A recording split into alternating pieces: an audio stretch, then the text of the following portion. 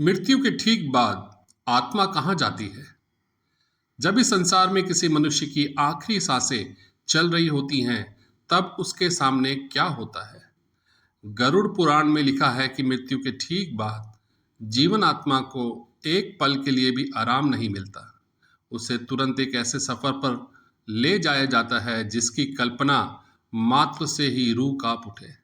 आज धर्म ज्योति पर गरुड़ पुराण सीरीज के पहले एपिसोड पर हम जानेंगे कि मृत्यु के ठीक बाद पहले 24 घंटे में आत्मा के साथ क्या क्या होता है। गरुड़ पुराण के अनुसार जैसे ही प्राण निकलते हैं, यमलोक से दो यमदूत आते हैं। वे दिखने में अत्यंत भयानक होते हैं। वे उस जीव आत्मा को उसके शरीर से बाहर खींच लेते हैं। उस समय आत्मा तड़पती है और रोते हुए परिवार को पुकारती है, लेकिन उसकी आवाज़ कोई सुन नहीं पाता।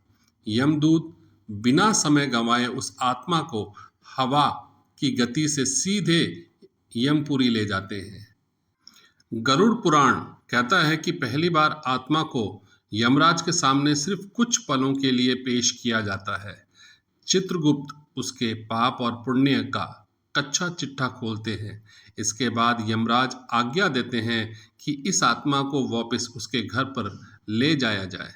मृत्यु के बाद पहले 24 घंटे आत्मा अपने उसी घर पर बिताती है, जहां उसका परिवार उसके शव का अंतिम संस्कार कर रहा होता है।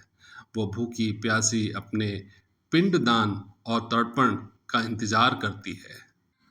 पहले 24 घंटे पूरे होने के बाद शुरू होता है यमलोक का वो 86,000 योजन लंबा और कष्टदायी रास्ता, जिसे वैतरणी नदी पार करके तय करना होता है। लेकिन क्या आप जानते हैं कि इसी गरुड़ पुराण में ये भी बताया गया है कि वही आत्माएं फिर से पुनर्जन्म लेकर किसी के घर में बेटी, बहन, बेटा बनकर कैसे आती हैं।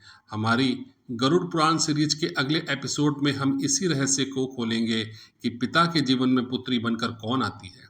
उसे देखने के लिए अभी प्लेलिस्ट के अगले वीडियो पर क्लिक करें और धर्म ज्योति को सब्सक्राइब करना ना भूलें। जय श्री कृष्ण।